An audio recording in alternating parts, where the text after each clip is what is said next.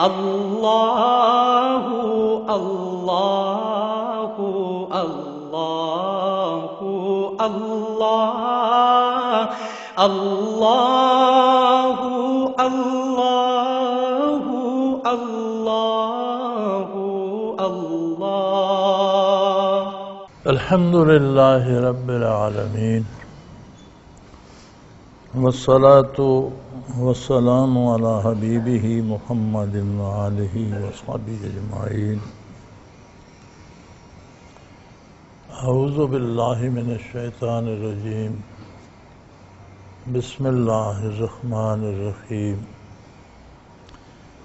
یا ایھا الذین آمنوا کتب علیکم الصیام کما کتب علی الذین من قبلکم لعلکم تتقون ایاما معدودات فمن کان منکم مریضا او علی سفر فعدۃ من ایام اخر وعلی الذین یطیقونہ فدیۃ طعام مسکین ومن تطوع خیرا فهو خیر لہ وَأَن تَصُومُوا خَيْرٌ لَكُمْ إِن كُنتُمْ تَعْلَمُونَ. شهر رمضان الذي ينزل فيه القرآن هدى للناس وبينات من الهدى والفرقان فمن شهد منكم الشهر فليصم ومن كان مريضا أو على سفر فعدة من أيام أخر يريد الله بكم اليسر ولا يريد بكم العسر وَلِتُكْمِلُوا الْعِدَّةَ وَلِتُكَبِّرُوا اللَّهَ عَلَى مَا هَدَاكُمْ وَلَعَلَّكُمْ تَشْكُرُونَ. وَإِذَا سَأَلَكَ عِبَادِي عَنِّي فَإِنِّي قَرِيبٌ أُجِيبُ دَعْوَةَ الدَّاعِ إِذَا دَعَانِ فَلْيَسْتَجِيبُوا لِي وَلْيُؤْمِنُوا بِي لَعَلَّهُمْ يَرْشُدُونَ. اللهم سبحانك لا علم لنا إلا ما علمتنا إنك أنت العليم الحكيم. مولاي صل وسلم دائما أبدا على حبيبك خير الخلق كلهم.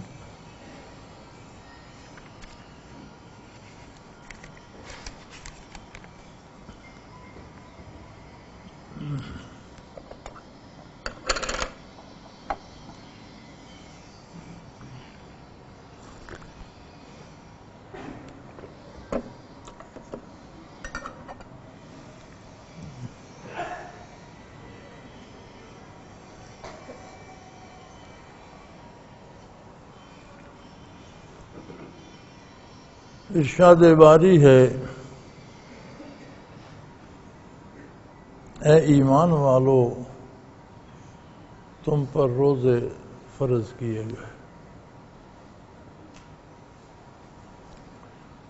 مخلوق تو ساری اللہ کریم کی ہے، ساری مخلوق کو ہر طرح کا رزق وہی عطا فرما رہا ہے. ایک انسانی وجود کے اندر کئی جہان آباد ہیں، کتنے سیل، کتنے ایٹم، کتنا بڑا شہر ہے. اس دنیا کی آبادی سے بہت زیادہ آبادی ایک انسان کے وجود کے اندر ہے. اس کے سیل مرتے بھی ہیں، نئے پیدا بھی ہوتے ہیں. ایک پورا نظام حیات ہے جو ہر بدن کے اندر ہے. ہر متنفس کا نظام وہ چلا رہا ہے. ہر متنفس کو بے پناہ نعمتیں دے رکھی ہیں، سننے کی، بولنے کی، دیکھنے کی، حواس خمسہ کی، اور بے شمار ذہنی قوتیں، سوچنے کی، عجیب عجیب چیزیں ایجاد کرنے کی. لیکن جب بات رمضان شریف کی آتی ہے تو اپنے سارے بندوں سے بات نہیں فرماتا،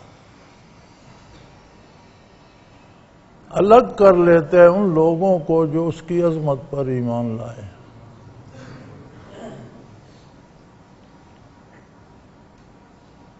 آج کل روشن خیالی کا دور ہے. ہمارے ہاں رواج ہو گیا ہے کہ ہر گمراہی کو ہم یہ خوبصورت نام روشن خیالی کا پہنا دیتے ہیں.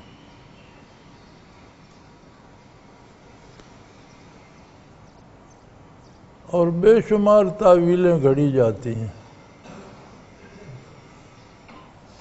بلکہ روشن خیال طبقہ تو صرف یہ بحث کرتا ہے کہ روزہ رکھنے سے یا نماز پڑھنے سے بدنی فائدے کتنے ہوتے ہیں. اللہ کریم وہ حقیقت بیان فرما رہے ہیں کہ روزہ کیوں ضروری ہے، کس کے لیے ضروری ہے. فرمایا جو بندہ مجھ پر، میرے انبیاء پر ایمان نہیں لاتا، اسے تکلیف کرنے کی ضرورت نہیں ہے. وہ کھائے پیے موج کرے. اسے حلال حرام کی بھی پہچان کی ضرورت نہیں ہے. اسے نیک بد میں تمیز کرنے کی بھی، یا اللہ اتنی چھوٹ دے دی. فرمایا چھوٹ کہاں ہے، بھاگ لیں، دوڑ لیں، کر لیں. جو کر رہے ہیں وہ اپنے لیے کر رہے ہیں. جتنی نافرمانی کریں گے اس کا خمیازہ خود بھگتیں گے. میری کارگاہ حیات میں کسی کا کچھ نہیں بگاڑ رہے. لیکن وہ لوگ جنہیں یہ نور ایمان نصیب ہوا ہے، وہ دنیا میں تھوڑے ہوں یا چند ہوں، لاکھوں ہوں یا کروڑوں ہوں، لیکن جنہیں نور ایمان نصیب ہوا ہے ان کے لیے یہ کورس ضروری ہے.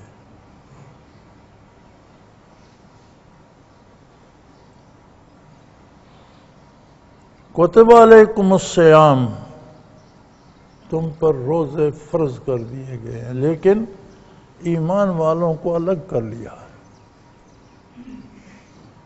ان سے خطاب ہے کہ تم پر روزے فرض ہیں.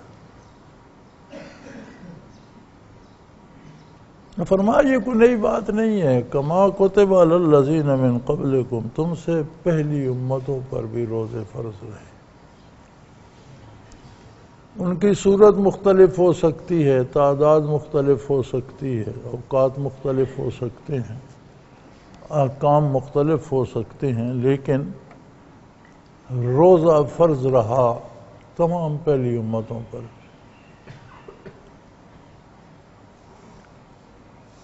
مراد اس سے کیا ہے، اصل کیا ہے روزے کا؟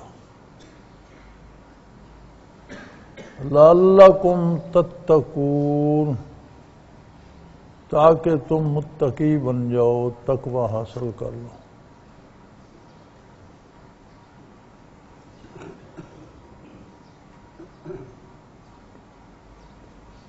تقوی کا مفہوم اردو میں الفاظ میں ادا نہیں ہو سکتا.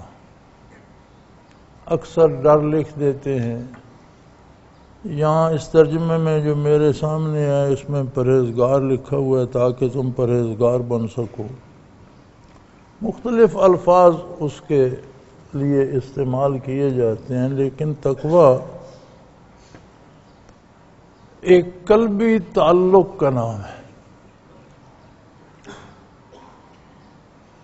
ایک ایسا قلبی تعلق، ایک ایسی محبت، ایک ایسا جذبہ جو محبوب کی ناراضگی تو بہت بڑی چیز ہوتی ہے، ناگواری بھی برداشت نہ کر سکے. یعنی کسی سے ہمیں ایسا تعلق ہو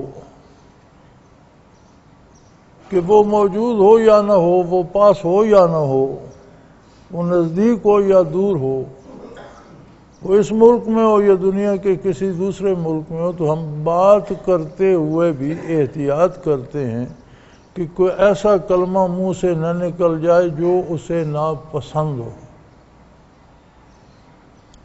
ناراضگی کو تو ہم سوچ ہی نہیں سکتے کہ اسے ناراض کر دیں. یہ تعلق اگر اللہ کریم سے بن جائے،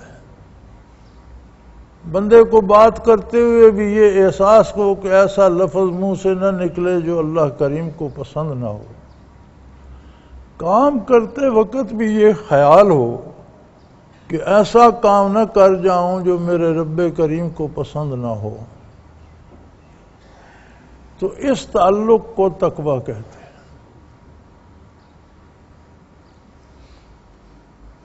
تو جو مفہوم اصلی ہے، جو مقصد اصلی ہے رمضان کا، وہ حصول تقویٰ ہے۔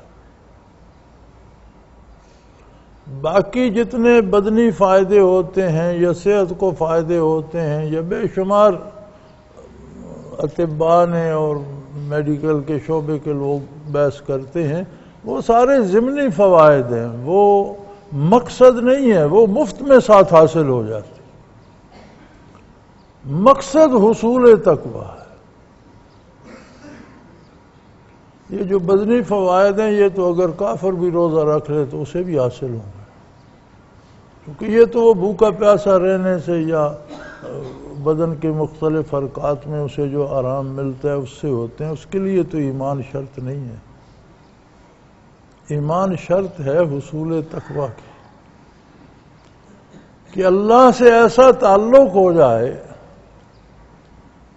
زندگی میں، بے شمار چیزیں اللہ کی طرف سے اجازت ہے ہم استعمال کرتے ہیں، وہ حلال ہیں،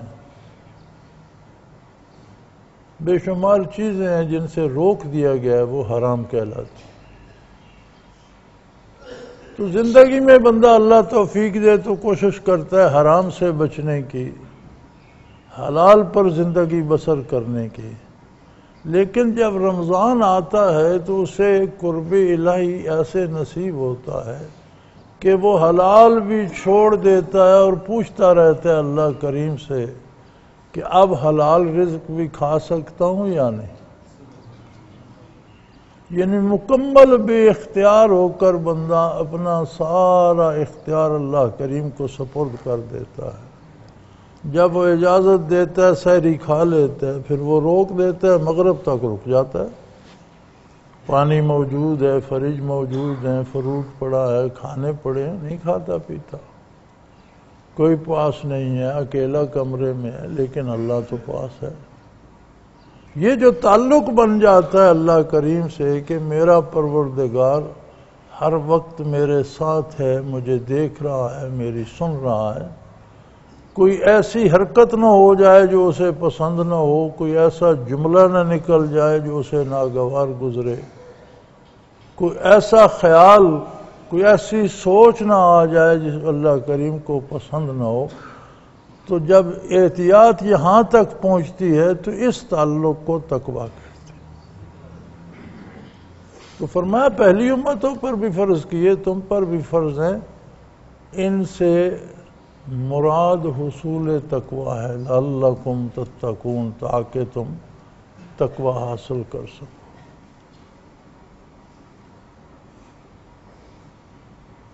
ایام معدودات، فرمایا تمہیں کیوں مشکل لگتی ہے، چند تو روز ہیں، گنتی کے دن ہیں،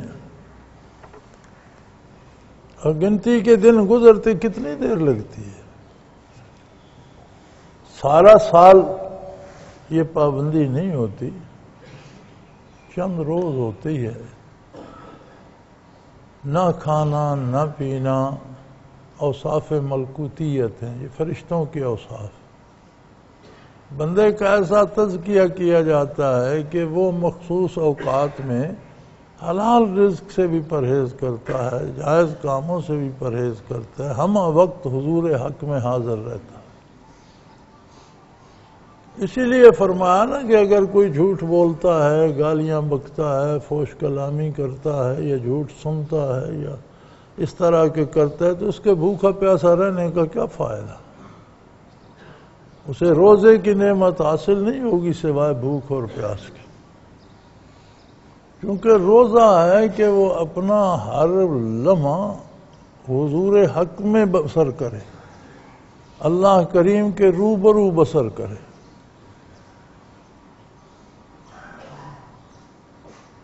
تو تو مقصد اصلی جو ہے روزے کا حصول تقویٰ ہے۔ ایام معدودات، گنتی کے چند دن ہیں، فرمایا اس میں بھی میں نے رعایتیں کر دی ہیں۔ فمن کان منکم مریضا او علی سفر فعدۃ من ایام اخر، اگر کوئی بیمار ہو جائے، بیماری ایسی ہو کہ روزہ نہیں رکھ سکتا تو قضا کر لے، جب صحت آئے گی تو پھر رکھ لے۔ سفر پیش آ گیا، اس میں انتظام نہیں ہو سکتا، روزہ نہیں رکھ سکتا، قضا کر لے۔ وَالَّذِينَ يُطِيقُونَهُ فِدْيَةٌ طَعَامُ مِسْكِين، پھر بعض لوگ ایسے ہوتے ہیں جن کی بیماری ایسی ہوتی ہے کہ واپس صحت میں نہیں آ سکتے، جنہیں پیر فرتوت کہا جاتا ہے، عمر رسیدہ لوگ، پھر بیماری ایسی ہے اس کے ٹھیک ہونے کی کوئی توقع نہیں، واپس صحت میں آنے کی امید نہیں کہ قضا کر سکیں، تو ایک مسکین کو کھانا دے دیں، خالی نہ رہیں۔ رمضان کا اپنا حصہ چھوڑ نہ دیں، جو قضا کرے گا میں اسے بھی انعامات سے نوازوں گا، جو فدیہ دے دے گا وہ مجبور ہے، روزہ نہیں رکھ سکتا تو اسے بھی عطا کروں گا۔ اگلے دن المرشد میں سوال تھا کہ ایک آدمی بہت غریب ہے، مشکل سے اپنا کھانا کھاتا ہے، وہ فدیہ کیسے دے؟ ٹھیک ہے، سوال تو اچھا ہے، لیکن فدیہ کیا مقرر کیا گیا ہے؟ فدیہ کوئی خاص ٹھوس رقم نہیں کہ 1000 روپیہ روزانہ دینا ہے، 500 روزانہ دینا ہے، ایسا نہیں۔ یُطِیقُونَهُ فِدْیَةٌ طَعَامُ مسکین، طعام سے مراد ہے جیسا وہ خود کھاتا ہے۔ ایک بندے کا صبح و شام کا کھانا 10,000 کا بھی ہو سکتا ہے، اور ایک بندے کا صبح و شام کا کھانا 10 روپے کا بھی ہو سکتا ہے، دونوں انسان ہیں، اپنی اپنی حیثیت کے مطابق۔ فرمایا جو طعام، جو کھانا خود کھاتا ہے ویسا ہی کھانا کسی مسکین کو دے۔ تو جو جتنا غریب بھی ہو، اگر وہ سوکھی روٹی پانی سے کھاتا ہے تو وہ سوکھے 10 لقمے ہی دے دے تو اس کا فدیہ ہو جائے گا۔ اس میں اللہ کریم نے مشکل نہیں رکھی، جو اس کی حیثیت ہے، جتنا وہ خود کھاتا ہے اسی طرح کا کھانا کسی مسکین کو دے دے، اس کا فدیہ ہو جائے گا۔ فَمَن تَطَوَّعَ خَيْرًا فَهُوَ خَيْرٌ لَهُ، یاد رکھو بھلائی کا نتیجہ بھلا ہوتا ہے۔ اور کم از کم بندہ اپنے ساتھ تو بھلائی کرے، دوسروں کی بھلائی سوچنا تو بہت حوصلے کی بات ہے، بڑی ہمت کی بات ہے۔ اپنی بھلائی، اپنی بہتری تو سوچے، اپنے آپ کے ساتھ تو بھلائی کرے۔ فرمایا جو کوئی خوشی سے تطوع خیرا، جو خوشی سے، خوش دلی سے بھلائی کرتا ہے، فهو خیر، وہ اسی کے وہ اپنے ساتھ بھلائی کر رہا ہے۔ لیکن ایک بات یاد رکھو، فرمایا وَأَن تَصُومُوا خَيْرٌ لَكُمْ إِن كُنتُمْ تَعْلَمُونَ، اگر تم بات سمجھتے ہو تو بہتر یہ ہے کہ ممکن ہو تو بیماری میں بھی روزہ رکھ لو، ممکن ہو تو سفر میں بھی رکھ لو، قضا تب کرو جب سمجھو رکھنا ممکن نہیں ہے۔ اس لیے کہ جو روزہ رمضان میں رکھا جاتا ہے وہ رمضان کی برکات اپنی ہے، اور یاد رکھو قضا کبھی رمضان میں نہیں ہوتی، رمضان میں اس کے اپنے روزے فرض ہوتے ہیں، قضا ہمیشہ غیر رمضان میں ہوتی ہے۔ جو روزہ قضا ہو جاتا ہے اس کی قضا پھر رمضان میں نہیں ہوتی، پھر وہ غیر رمضان میں ہوتی ہے۔ تو رکھ سکو، اگر بیماری میں ممکن ہو روزہ رکھنا، کوئی خطرے کی بات نہ ہو، یہ سفر میں ممکن ہو تو ضرور رکھو۔ تو آج کل کی سہولیات نے تو سفر بھی آسان کر دیا ہے۔ پھر فرمایا یہ جو رمضان میں روزہ رکھنا ہے نا، اس کی لذت اپنی ہے، چونکہ یہ وہ مہینہ ہے، شہر رمضان الذی انزل فیہ القرآن، یہ وہ مبارک مہینہ ہے جس میں اللہ کریم نے اپنے بندوں سے کلام فرمایا۔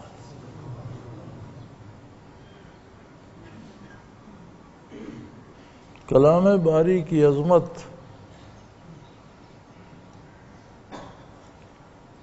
ہمارے فہم و ادراک سے بالا تر ہے، ہم نہیں سمجھ سکتے۔ انبیاء علیہ الصلاۃ والسلام پر وحی نازل ہوتی ہے، ابو الانبیاء حضرت آدم علیہ نبینا علیہ الصلاۃ والسلام پر پوری عمر میں 10 بار وحی نازل ہوئی،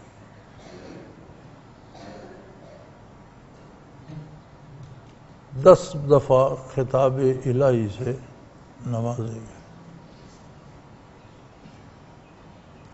اسی طرح مختلف انبیاء علیہ الصلاۃ والسلام پر،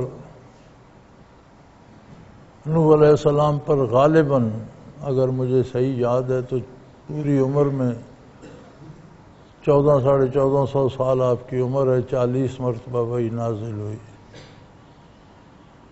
ابراہیم علیہ السلام پر غالباً 50 دفعہ۔ عیسیٰ علیہ السلام جو حضور اکرم صلی اللہ علیہ وسلم سے پہلے آخری نبی تھے اور پھر حضور تشریف لائے اور سلسلہ نبوت مکمل ہو گیا۔ یہ جو ہم کہتے ہیں نا ختم ہو گیا، تو اس میں غلط فہمیاں پیدا ہوتی۔ سلسلہ نبوت مکمل ہو گیا، نبی کریم صلی اللہ علیہ وسلم نے اس کی شرح یہی فرمائی ہے، فرمایا نبوت کو اگر آپ ایک عمارت کی طرح دیکھیں تو کوئی شخص اس کے گرد گھوم پھر کر اس عمارت کا جائزہ لے تو اسے ایک سل کی جگہ خالی نظر آئے گی اور رک جائے گا کہ یہاں کیوں خلا ہے۔ فرمایا میں وہ آخری اینٹ اور آخری سل ہوں جو اس عظیم و شان عمارت میں لگی اور عمارت مکمل ہو گئی۔ وَأَنَا تِلْكَ اللَّبْنَةُ أَوْ كَمَا قَالَ رسول اللہ صلی اللہ علیہ وسلم، وہ اینٹ میں ہوں، وہ سل میں ہوں۔ تو سلسلہ نبوت مکمل ہو گیا، اب اس میں کسی نبی کے ہونے کا کوئی سوال ہی پیدا نہیں ہوتا۔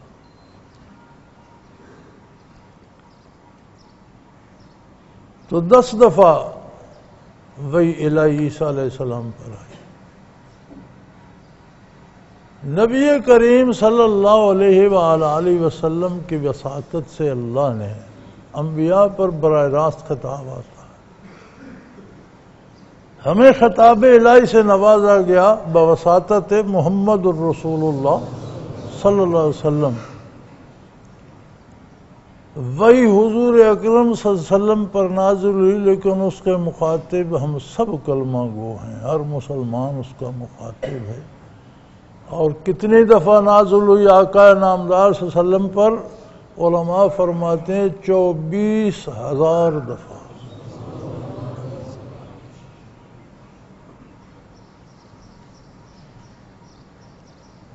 چوبیس 24,000 دفعہ۔ آدم علیہ السلام پر 10 بار، نوح علیہ السلام پر 40 بار، موسیٰ علیہ السلام جو براہ راست خطاب الہی سے نوازے گئے 10 بار، ابراہیم علیہ السلام 50 بار، پھر عیسیٰ علیہ السلام 10 بار۔ کتنی دفعہ وہی نازل ہوئی آقا نامدار صلی اللہ علیہ وسلم پر؟ 24,000 مرتبہ۔ 23 برسوں میں 24,000 مرتبہ نازل ہوئی، اور یہ کیا تھا؟ یہ سارا خطاب تھا ہر کلمہ گو کو۔ شہر رمضان الذی انزل فیہ القرآن، رمضان وہ مبارک مہینہ ہے جس میں نزول قرآن شروع ہوا۔ اللہ کریم نے تم سے باتیں کرنا شروع کی، تمہیں سمجھانا شروع کیا، تم سے ایسا تعلق بنا لیا کہ تم براہ راست خطاب الہی کو سن رہے ہو. اور پھر اس نے یہ کرم کیا کہ فرمایا قیامت تک میں خود اس کی حفاظت کروں گا. اسے پڑھنا، اسے سمجھنا، اس پر عمل کرنا یہ تمہارا کام ہے، لیکن میں اسے بگڑنے نہیں دوں. 1450 سال تو اس حفاظت الہیہ پہ گواہ ہیں کہ کفر کی طاقتوں نے کیا کیا کوشش نہیں کی. کوئی ایک نکتہ، کوئی ایک زیر زبر بگاڑ نہیں. ویسا کریم ہے کہ اس نے ایمان والوں کے سینوں کو اس کا خزانہ بنا دیا. اب سینے میں کون زیر زبر مٹائے گا، لکھے گا. اور کتنے خوش نصیب ہیں وہ لوگ جنہیں اس کی حفاظت کا ذمہ دے دیا اور جن کے سینوں میں اسے آباد کر دیا. اور یہ 30 پارے جس کے سینے میں، جس کے دل میں محفوظ ہیں، کتنا خوش نصیب اگر وہ اس کی اہمیت کو سمجھے. گدھے کے گلے میں کوئی نور ہیرا بھی باندھ دو یا گھنٹی باندھ دو، اسے فرق نہیں پڑتا. جاننے کی بات ہوتی ہے. جو نہیں جانتا اس کے لیے کسی چیز کی کوئی قیمت نہیں ہوتی. اگر ہم غور کریں، اگر ہم سوچیں ہم کیا، ہماری حیثیت کیا، اور اللہ کا خطاب یہ 30 پارے، اور پھر ایسا انتظام فرما دیا کہ رات دن یہ بیان ہو رہے ہیں. کچھ لوگوں کو یہی خدمت سپرد کر دی کہ ساری عمر انہیں بیان کرتے رہو. تو فرمایا یاد رکھو شہر رمضان الذی انزل فیہ القرآن. قرآن کیا ہے؟ ہدی للناس.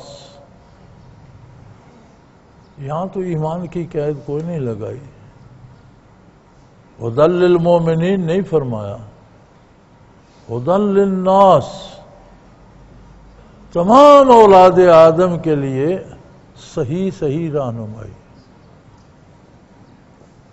اس کا مفہوم یہ ہے کہ انسان جو بھی قرآن کے احکام پر عمل کرے گا، اگر مومن ہے تو دونوں جہاں میں، اگر کافر ہے تو اس دنیا میں اس کا بدلہ ضرور پائے گا. خالی کوئی نہیں جائے گا. پھر ہمارا آج کا روشن خیال طبقہ جو تعویلیں گھڑتا ہے وہ باطل ہیں. فرمایا ہدی للناس، تمام انسانوں کے لیے صحیح راہ یہی قرآن تجویز کرتا ہے. ہم بڑی مثالیں دیتے ہیں مغرب کی، مشرق بعید کی، ان ممالک کی. کفار ہیں یا مشرک ہیں، وہ بڑے آرام سے ہیں. اگر آپ تجزیہ کریں، جب ظہور اسلام ہوا تو ان اقوام کا کیا حال تھا؟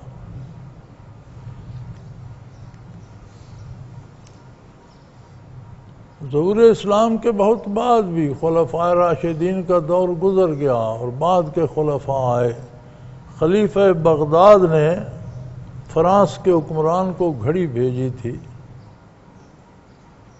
اور وہاں سے جواب آیا تھا کہ کوئی بندہ بھیجیں جو ہمیں بتا دے یہ چلتی کیسے ہے.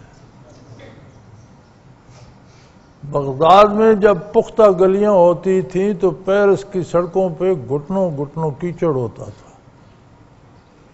اقوام یورپ کو اس دور کا مورخ دا کیو مین لکھتا ہے. امریکن اور مغربی اقوام کو دا وائلڈ ویسٹ لکھتا ہے. دو دفعہ وحشی مغرب. انہوں نے تہذیب اسلام سے سیکھی.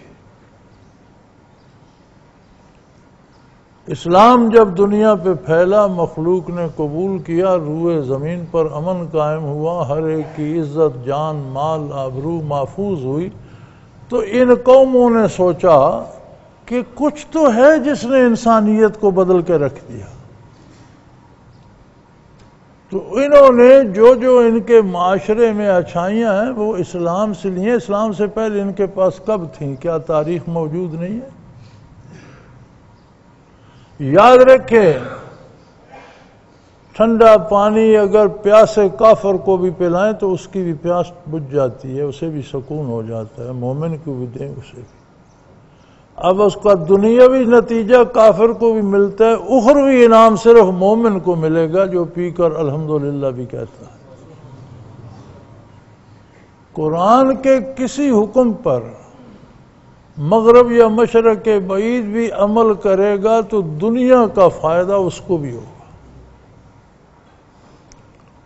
یہ جو ہمیں روز مغرب کا درس دیتے ہیں، یہ خود قرآنی احکام کو کیوں نہیں اپنا لیتے جنہیں مغرب نے اپنایا؟ اگر تجارت میں دیانت ہے تو کس نے سکھائی؟ یہ تو چوروں کے ٹولے تھے.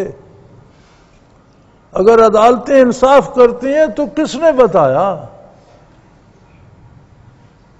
اگر لوگوں کے حقوق محفوظ ہیں تو کس نے بتایا؟ دو باتیں ضمناً جس میں انہوں نے قرآن کی نصیحت قبول نہیں کی. ایک بات، اسلام نے حواس مختل کرنے والی نشہ آور چیزیں حرام قرار دے دی. جس چیز سے بھی ایسا نشہ ہو کہ حواس مختل ہو جائیں، ضروری نہیں کہ وہ صرف شراب ہی ہو. جو چیز بھی حواس مختل کرتی ہے وہ مسکر ہے، وہ نشہ آور ہے اور وہ حرام ہے. اہل مغرب نے یہ بات نہیں مانی. آج اس کے ہاتھوں ذلیل ہیں، آج اسے وہ روک ہی نہیں سکتے. اسلام نے مرد عورت کے حقوق الگ الگ مقرر کیے. عورت کو پردے میں رہنے کا، پوشیدہ رہنے کا حکم دیا، اس کی ذمہ داریاں الگ بتائیں. انہوں نے وہ بات بھی نہیں مانی. آج جتنے وہ اپنی عورت کے ہاتھوں رسوا ہیں اور جتنے پریشان ہیں، اسے اب روک بھی نہیں سکتے.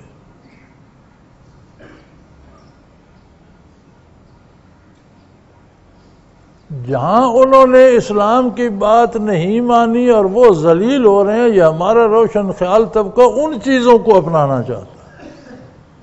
اور جہاں انہوں نے بھی اسلام کی بات مان کر دنیاوی بھی فائدہ تو اٹھا لیا، یہ ہمارا روشن خیال طبقہ ادھر بھی نہیں جاتا. یہ ہماری بدقسمتی ہے. کوئی بیٹھ کر تجزیہ کر کے دیکھ لے. فرمایا ہدی للناس، یہ قرآن ہے جو ساری انسانیت کی صحیح رہنمائی کرتا.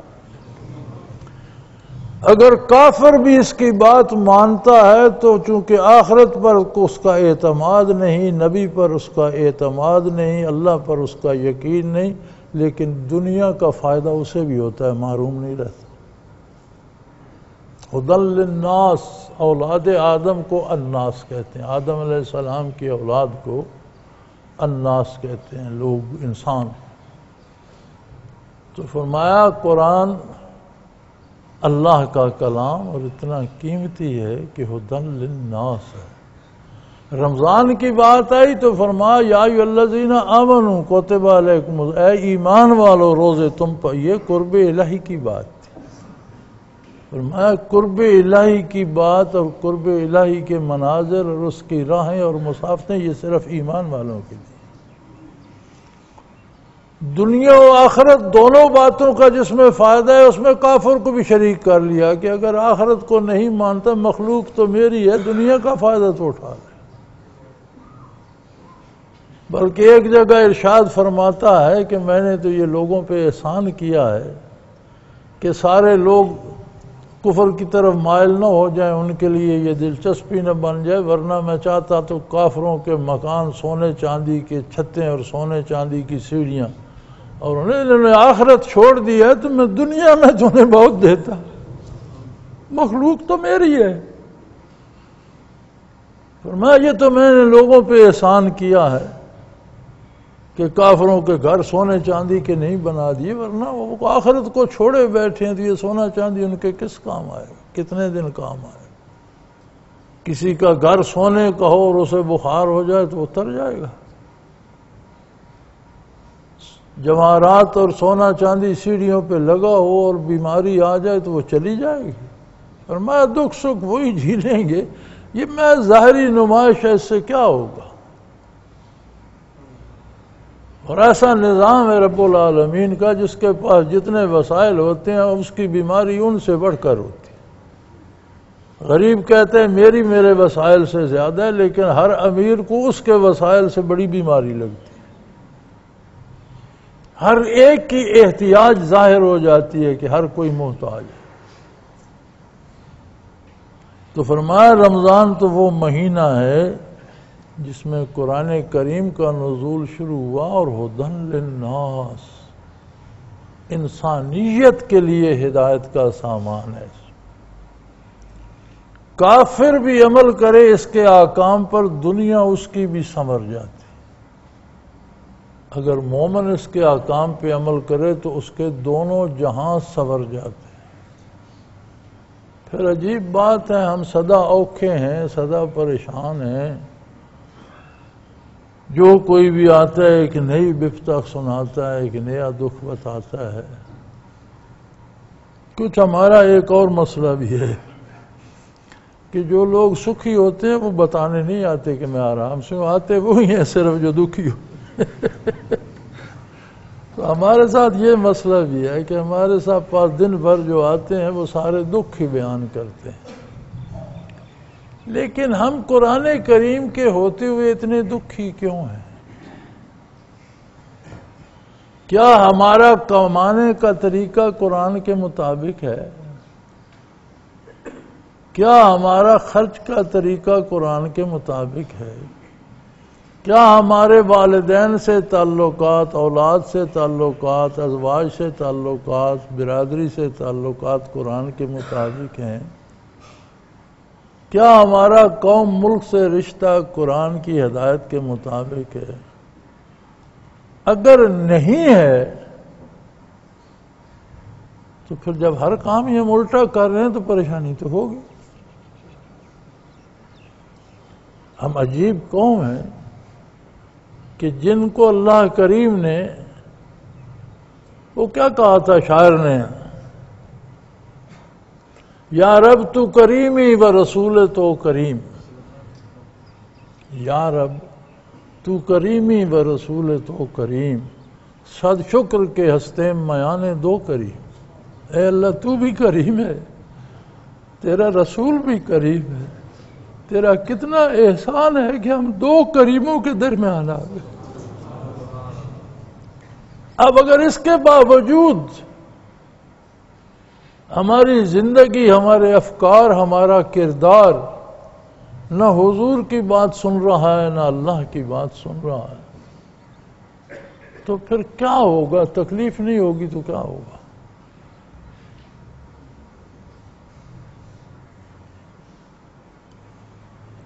ایک آدمی کسی کیکر کے درخت پر اپنے آپ کو الٹا لٹکا لے اور پھر شکایت لوگوں سے کرے کہ مجھے بڑی تکلیف ہے۔ بھی تو نے کیوں یہ تکلف کیا؟ تو نے اتنی محنت کی، رسی لی، اوپر چڑھا، ٹانگ سے باندھی، چین سے باندھی، الٹا لٹک، اب کہتے ہیں میں اوکھا ہوں۔ تو جو طرز حیات قرآن نے بتایا، جو انداز قرآن نے بتایا، جو تعلقات میں تناسب قرآن نے بتایا، جو عدالتی نظام قرآن نے دیا، جو تعلیمی نظام قرآن نے دیا، جو سیاسی نظام قرآن حکیم نے دیا، ہمارے پاس ان میں سے کیا ہے؟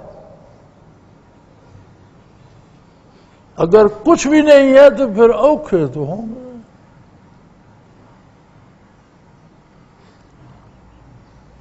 تو فرمایا ہدی للناس وبینات من الہدی والفرقان، یہ تمام انسانیت کے لیے ہدایت ہے، اور ایسی ہدایت ہے جو کافر کو بھی ماننی پڑتی ہے۔ بینات من الواضح ہدایت۔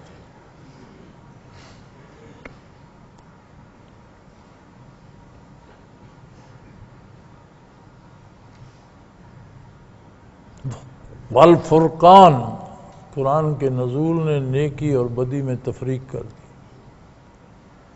برائی کو برائی اور نیکی کو نیکی الگ الگ کر دیا، کوئی ان میں غلط فہمی یا درمیان میں کوئی شکوک و شبہات کی گنجائش نہیں۔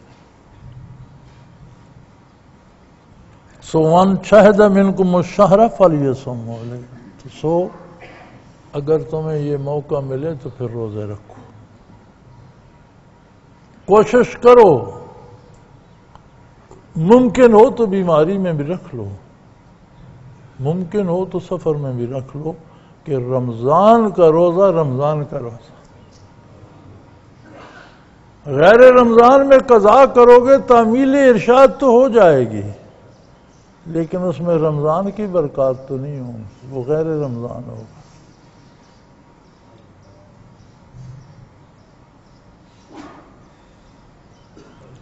اس کے باوجود فرمایا پھر اگر بیمار ہو یا سفر میں ہو اور روزہ نہیں رکھ سکتے تو قضا کر لو یا فدیہ دے لو، یرید اللہ بکم اليسر، اللہ تمہارے لیے آسانیاں چاہتے ہیں، تمہیں مشکلات میں مبتلا نہیں کرنا چاہتے، تمہارا تزکیہ کرنا چاہتے ہیں، تمہیں پاک کرنا چاہتے ہیں، تمہارے وجود کا بھی، تمہاری روحوں کا بھی، تمہارے قلوب کا بھی تزکیہ چاہتے ہیں، پاک ہو جاؤ۔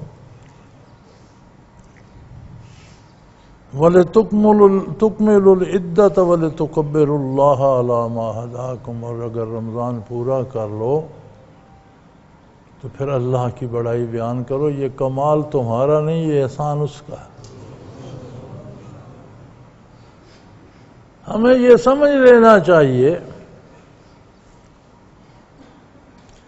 کہ جو نیکی بھی ہم کرتے ہیں وہ ہمارا کمال نہیں ہے، یہ اس کی عطا کردہ توفیق ہے۔ ہمیں یہ غلط فہمی ہو جاتی ہے، خط لکھتے ہیں، ٹیلی فون کرتے ہیں، آ جاتے ہیں، جی نمازیں بھی پڑھتا ہوں، تہجد بھی پڑھتا ہوں، منزل بھی پڑھتا ہوں، دکان میں نقصان ہو گیا۔ دکان تو دکان کے طریقے پر چلے گی، دکان نمازوں سے تو نہیں چلے گی، دکان تو تجارتی اصولوں کے مطابق چلو گے تو چلے گی، وہ شریعت کے مطابق ڈھال لو۔ دنیا کے کام دنیا کے طریقے کے مطابق ہوں گے جو اللہ نے اس کا سلیقہ مقرر فرمایا ہے۔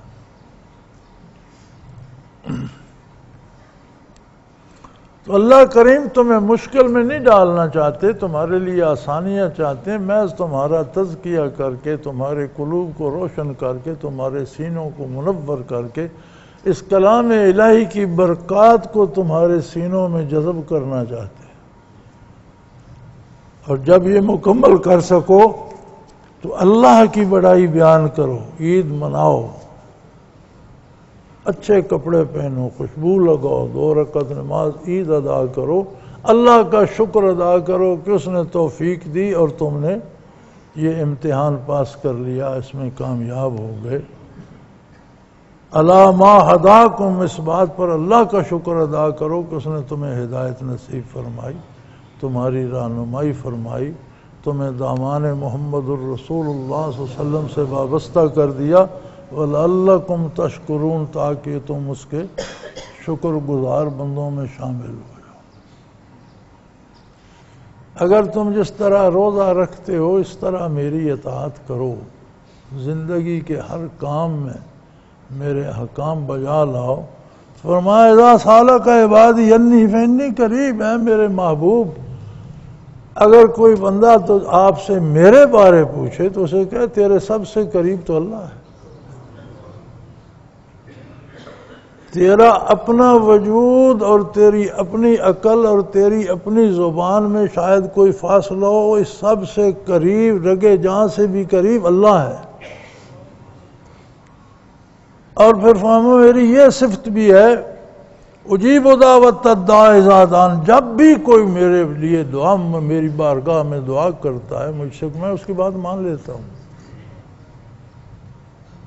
لیکن ایک چھوٹی سی شرط ہے، فَلْيَسْتَجِيبُوا لِي، تم میرے محتاج اور مخلوق اور بندے ہو کر میری بھی تو مانو۔ اگر تم بندے ہو کر میری نہیں مانتے تو مجھے تمہاری کیا پرواہ ہے کہ میں تمہاری مانتا پھروں۔ ہر بندہ اپنی منواتا ہے، یہ نہیں سوچتا کہ میں نے اللہ کی کتنی مانی۔ فرمایا کسی سفارش کی ضرورت نہیں، کسی مزار پر جانے کی ضرورت نہیں، کسی بزرگ پاس جائیں، مجھے جہاں ہو جس حال میں ہو مجھ سے بات کرو، میں سب سے قریب ہوں، تمہاری بات بھی مانوں گا، لیکن شرط یہ ہے کہ کیا تم میری بات مانتے ہو؟ ہم پتہ ہے بزرگوں کے پاس کیوں جاتے ہیں؟ وہ جی میں تو گنہگار ہوں، مجھ سے تو کچھ نہیں ہوتا، آپ کچھ کر دیں۔ ایک کام تیرا ہے، تجھ سے اللہ کی اطاعت نہیں ہوتی، کوئی تیرا کام کیسے کر دے گا؟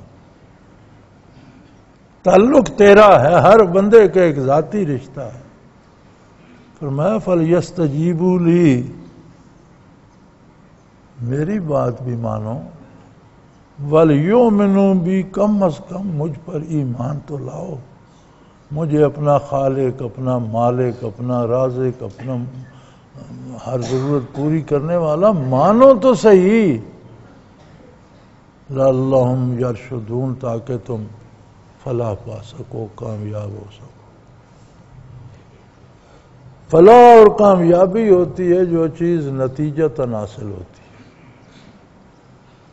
ہو سکتا ہے ایک کام بہت مشکل ہو، لوگ گیمیں کھیلتے ہیں، باکسرز کے جبڑے ٹوٹ جاتے ہیں، ناکیں ٹوٹ جاتی ہیں، کرکٹرز کو چوٹیں لگ جاتی ہیں، پہلے لوگ کبڈی کھیلا کرتے تھے، ٹانگ بازو ٹوٹ جاتے تھے۔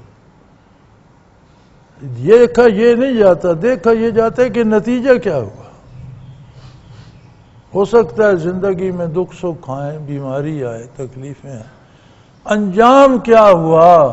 فرمایا اگر میری بات مانو گے، میرے نبی کا دامن تھام لو گے، قرآن کے مطابق جیو گے تو تم کامیاب ہو جاؤ گے، جیت جاؤ گے۔ لعلہم یرشدون، تاکہ تم جیت جاؤ۔ رشد، ہدایت، صحیح رہنمائی، مقصد وہی نکلتا ہے کہ تاکہ تم کامیاب ہو جاؤ، جیت جاؤ۔ وآخر دعوانا ان الحمدللہ رب العالمین۔